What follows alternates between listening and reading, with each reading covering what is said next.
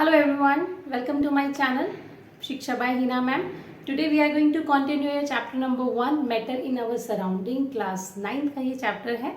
I hope आपको previous video से काफ़ी कुछ सीखने को मिला होगा और उम्मीद करते हैं आगे आने वाली वीडियोस भी आपके लिए बहुत नॉलेज वाली होने वाली हैं. सो इवोपरेशन टॉपिक को स्टार्ट करते हैं हम. सबसे पहले इवोपरेशन की डेफिनेशन आप जरूर देख लीजिएगा. What is evaporation? Evaporation it's a phenomena when a liquid changes into vapours without reaching its boiling point. ठीक है, बॉइलिंग पॉइंट से पहले ही क्या होता है, वाटर किस में चला जाता है, स्टीम की फॉर्म में चेंज हो जाता है at a particular temperature. Understand? So definition आप साइड में से भी देख सकते हैं. नाउ अब हम इस डेफिनेशन को समझने की कोशिश करते हैं. ठीक है, जब भी आप कपड़ों को सुखाते हैं तो आपने ये देखा होगा जो उसके अंदर की पानी होता है वो क्या होता है, धीरे धीरे जैसे जैसे गर्मी पैदा होती है, सनलाइट इंक्रीज होती है, वाटर क्या होने लग जाएगा, ड्राई होना शुरू हो जाएगा और किसकी फॉर्म में चला जाएगा, वेपर्स की फॉर्म में चला जाएगा और हवा के अंदर पानी गुम हो जाएगा. इस तरह के डेली लाइफ में आप बहुत सारे एग्जांपल्स देखते हो जिस चीज आर्टिकल सूख जाता है या फिर आपने पानी फ्लोर पे डाला होगा, वो धीरे धीरे जैसे जैसे गर्मी इंक्रीज होगी वो क्या होना शुरू हो जाएगा, ड्राई होना शुरू हो जाता है. इसीलिए गर्मी के मौसम में क्या होता है, जैसे आजकल जो चल रही है, तो क्या होता है उस मौसम में बहुत जल्दी पानी अगर आप फ्लोर पे डाल देते हो तो वो पानी बहुत जल्दी सूख जाता है. सो ये सूखने के फिनोमेनो को इवोपरेशन बोला जाता है या हम बोलते हैं इवोपरेट हो गया है.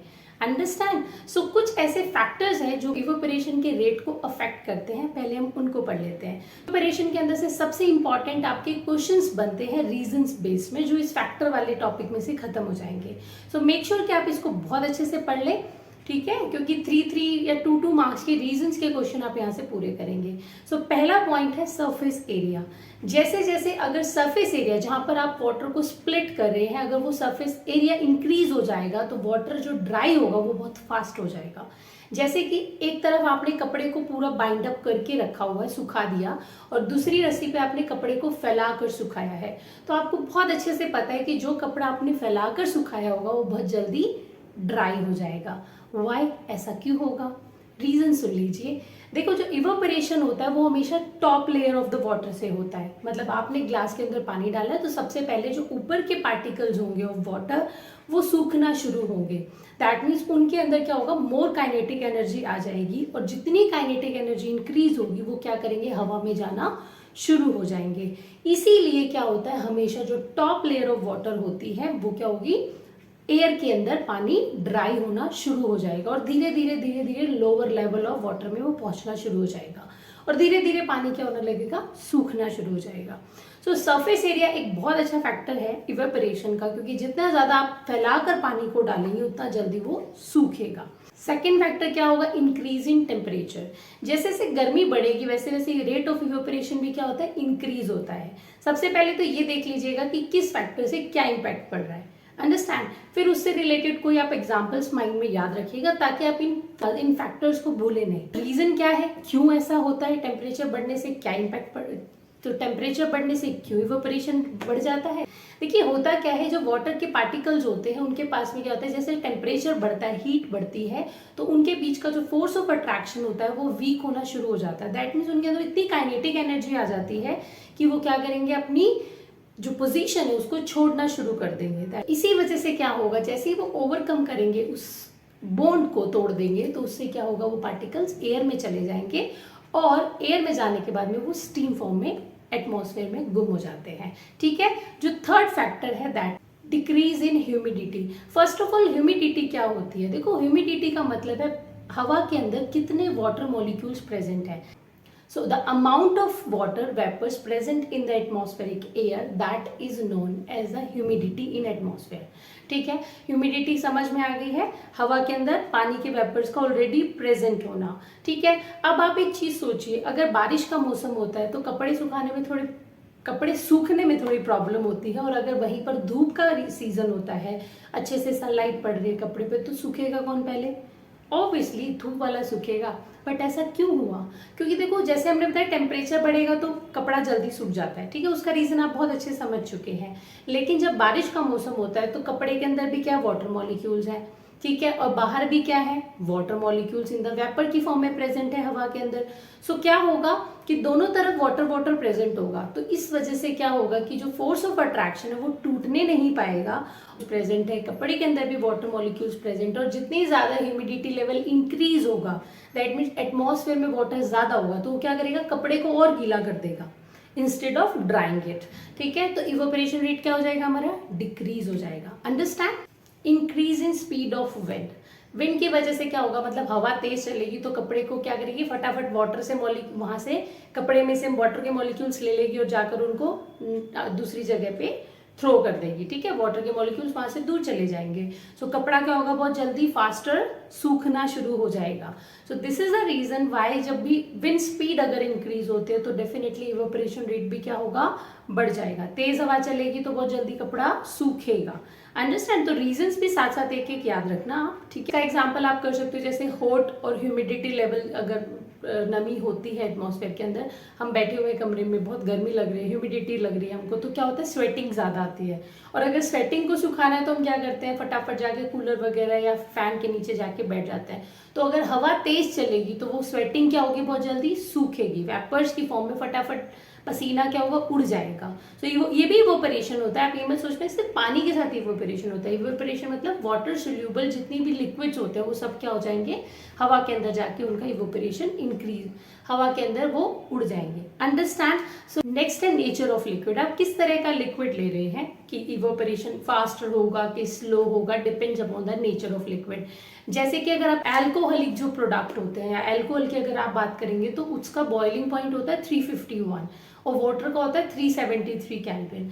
सो वो क्या होगा, अल्कोहल वाटर से पहले क्या होगा, इवोपरेट हो जाएगा, फास्टर इवोपरेशन रेट होता है। ठीक है, सो depend upon the nature of liquid की इवोपरेशन किस में फास्ट होगा किस में स्लो होगा। ऐसे हम एसीटोन यूज करते हैं, नेल पेंट रिमूवर यूज करते हैं, वो भी फटाफट आप लगाएंगे उड़ जाएगा कॉटन पर से। सो वो क्यों हुआ, बिकॉज उनका इवोपरेशन रेट बहुत फास्ट होता है इंस्टेड ऑफ अगर आप दूसरे लिक्विड्स को लेते हो। सो हम ये भी कह सकते हैं कि rate of evaporation depends upon the nature of liquid.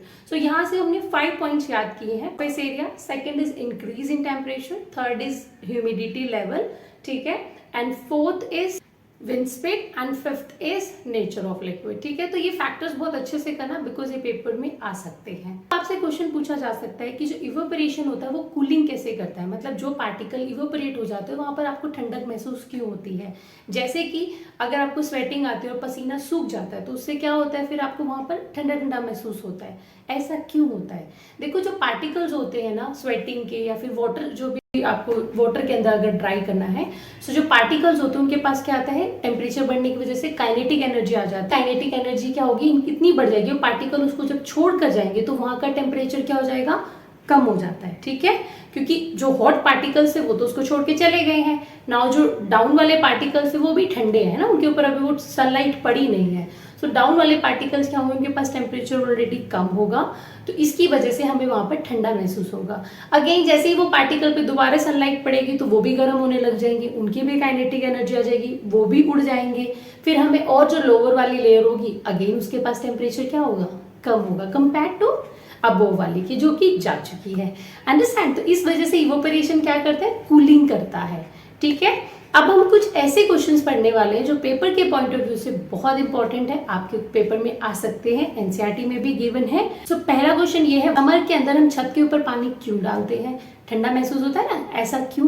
देखो हमें पता है कि सूरज की किरणों की वजह से क्या होता है, जो छत होती है वो बहुत गर्म हो जाती है, और अगर हम उस पर पानी डालते हैं तो उससे क्या होता है, जो पार्टिकल्स, अब गर्म वाली छत थी उसके ऊपर हमने ठंडा ठंडा पानी डाल दिया, तो पानी ने क्या किया, जैसे ही छत के साथ में वो इंटरेक्ट करेगा वो वाटर क्या हो जाएगा, गर्म होना शुरू हो जाएगा, और गर्म होके अगेन वो क्या करेगा, इवेपोरेट हो जाएगा। और हमने पढ़ा है कि इवेपोरेशन क्या करता है, कूलिंग करता है। तो अगर वाटर वहां से इवेपोरेट हो जाएगा तो हमारी छत कैसी महसूस होती है, हमें ठंडी महसूस होती है। इसी वजह से हम पानी छिड़कते हैं, कहाँ पर, छत पे या फिर पार्क में। आपने देखा होगा अगर पार्क वगैरह में पानी डाल देते हो तो बहुत ठंडा ठंडा लगता है। ठीक है, ये सब इवेपोरेशन के एग्जाम्पल्स है। सेकेंड एग्जाम्पल आ सकता है आपका pouring of acetone on your palm. जैसे ही आप नेल पेंट रिमूवर अगर एसीटोन वगैरह हम हाथ पे लगाते हैं तो हमें पाम ठंडा ठंडा लगता है। वजह क्या है, सेम आइस का भी यही रीजन है। अगर हम आइस अपने फेस पे लगाते हैं तो फेस ठंडा क्यों लगता है, क्योंकि जैसे ही आपने बहुत लो टेम्परेचर की आइस या फिर वाटर लिया, आपने उसको रब किया फेस पे या फिर आपने एसीटोन को हाथ पे रखा, हमें पता है एसीटोन का बॉइलिंग पॉइंट क्या होता है, पानी से बहुत कम होता है, ठीक है। तो बहुत जल्दी ठंडक करता है वो। सो जैसे आपने एसीटोन वगैरह या आइस आपके फेस पे लगाई तो क्या होगा, एसीटोन आपकी बॉडी की हीट को ले लेगा और लेने के बाद वो इवोपरेट हो जाएगा, जिसकी वजह से आफ्टर इवोपरेशन आपको कूलिंग महसूस होती है। अंडरस्टैंड। सब रीजंस आपको एक जैसे लगे बिकॉज टॉपिक सेम है, बट आपको डेली लाइफ से पिक करना है, क्योंकि इसमें से ऐसे ही क्वेश्चंस आते हैं, आपसे पूछे जाते हैं, ठीक है। थर्ड आपसे क्वेश्चन पूछा जा सकता है, why do we wear cotton clothes in summer. हम समर के अंदर कॉटन के कपड़े क्यों पहनते हैं? रीजन इज हम कॉटन के कपड़े पहनते हैं, कॉटन क्या करता है हमें पता है कि बहुत जल्दी स्वेटिंग को एब्जॉर्ब कर लेता है, पानी को एब्जॉर्ब करेगा। सो बॉडी से स्वेटिंग निकलेगी, जाएगी कपड़े के अंदर, कपड़ा उसको सोक कर लेगा और जितना टेम्परेचर बढ़ेगा इवोपरेशन उसका फास्ट हो जाएगा, कपड़े पे से स्वेटिंग सूखना शुरू हो जाएगी, वाटर सूखना शुरू हो जाएगा, जिसकी वजह से क्या होता है कपड़ा जल्दी सूख जाएगा तो आपको ठंडक महसूस होगी। वहीं पर अगर हम नायलॉन या फिर ऐसे पॉलिस्टर के कपड़े पहनते हैं तो उसमें क्या होता है, एब्जॉर्प्शन कम होता है, स्वेटिंग कम एब्जॉर्ब होगी, अगर होगी भी धीरे धीरे तो उस कपड़े पे ही रह जाएगी, जिसकी वजह से क्या होता है आपको पसीना पसीना स्वेटिंग मतलब अजीब सा चिपचिप महसूस होती है।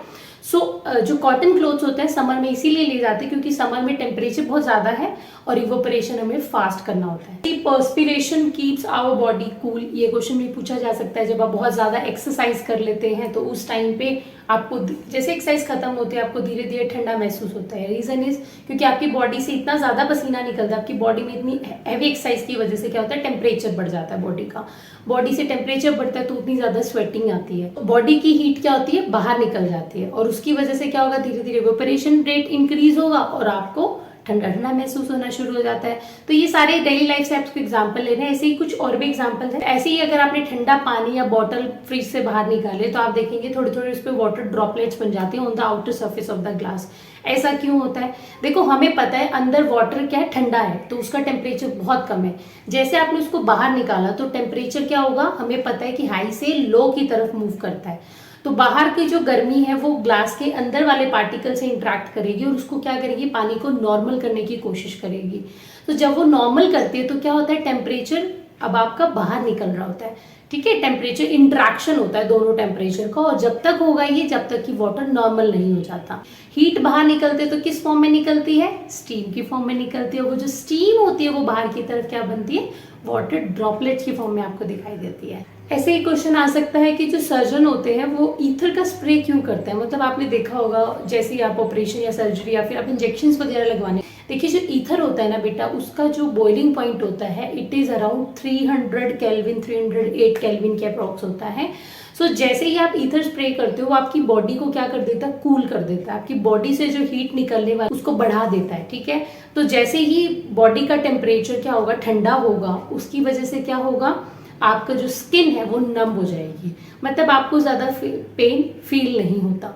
सो आप आराम से सर्जरीज वगैरह ये करा सकते हो। सो ये एक रीजन है कि ईथर का स्प्रे सर्जन्स क्यों करते हैं बिफोर द ऑपरेशन, ताकि आपकी जो बॉडी का टेम्परेचर है उसको कूल डाउन किया जाए। कूल डाउन होगा तो बॉडी नम हो जाएगी, मतलब आपको पेन फील नहीं होगा। कि जो आइस होती है उसको हम अगर कोई एरिया जल जाता है तो उसके ऊपर आइस क्यों लगाते हैं? देखो जलने वाला एरिया क्या होता है उसका टेम्परेचर बहुत बढ़ जाता है तो हमें उसको ठंडा करने के लिए हम आइस लगा देते हैं। सो इसका रीजन बनेगा लेटेंट हीट ऑफ फ्यूजन से, जिसकी वजह से क्या होता है कि जो हॉट टेम्परेचर वाला एरिया है वो कूल टेम्परेचर में चेंज हो जाएगा, आपकी स्किन आपको ठंडी ठंडी महसूस होगी। सो जो आपको पेन है वो कम लगता है, ठीक है, और हीट क्या होगी इवोपरेट हो जाएगी सारी की सारी। सो इस तरह से बहुत थोड़े बहुत डेली लाइफ के आपसे क्वेश्चन पूछे जा सकते हैं, डेली बेस्ड आपसे क्वेश्चन पूछे जा सकते हैं। सो मेक श्योर कि आप इनकी प्रिपरेशन अच्छे से कर लें। अब लास्ट आपका टॉपिक बचता है difference in boiling and evaporation. देखो दोनों का ही रीजन टेम्परेचर से रिलेटेड है। सो इसके लिए मैंने आपके लिए डिफरेंस टेबल बनाई है, आप उसको बहुत अच्छे से याद कर लेना। सो जो बॉइलिंग होता है ना बेटा वो किसी एक पर्टिकुलर टेम्परेचर पे होता है। हर एक लिक्विड का बॉइलिंग पॉइंट आपको पता है सबका अलग अलग होता है। सो बॉइलिंग पॉइंट क्या होता है? वो पॉइंट जहां पर वो चीज बॉयल होना शुरू हो जाती है, in the form of steam में चेंज हो जाता है लिक्विड। सो बॉइलिंग किसी एक पर्टिकुलर टेम्परेचर पे अचीव किया जा सकता है, लेकिन इवोपरेशन किसी भी टेम्परेचर पे हो सकता है। दैट मीन्स अगर बहुत ज्यादा हीट होगी, बहुत ज्यादा गर्मी होगी तो भी इवोपरेशन होता है, मतलब फास्ट हो जाता है, लेकिन होगा तो। और अगर टेम्परेचर कम होगा तभी भी इवोपरेशन होता है। तो इवोपरेशन किसी भी टेम्परेचर के ऊपर अचीव किया जा सकता है। सेकंड जो डिफरेंस है बॉइलिंग एक बल्क फिनोमिना होता है। बल्क फिनोमिना का होता है अगर आप किसी पानी को गर्म करने लग जाते हो तो पूरा पानी पहले गर्म होगा, देन वो बॉयल होता है, ठीक है। लेकिन इवोपरेशन आपने पढ़ा है कि सरफेस फिनोमेना होता है। सरफेस फिनोमेना मतलब पहले top layer of the water evaporate होगी, देन सेकेंड लेयर होगी, फिर थर्ड लेयर होती है, तो ये सरफेस फिनोमेना होता है। नाउ थर्ड डिफरेंस, बॉइलिंग के बाद में कोई आपको कूलिंग महसूस नहीं होती, मतलब पानी पूरा उबल जाता है उसके बाद बॉइलिंग होती है, बॉइलिंग पॉइंट पे आप अचीव हो जाते हो। लेकिन इवोपरेशन जैसे ही होगा आपकी बॉडी को या उस ऑब्जेक्ट को ठंडक महसूस होती है।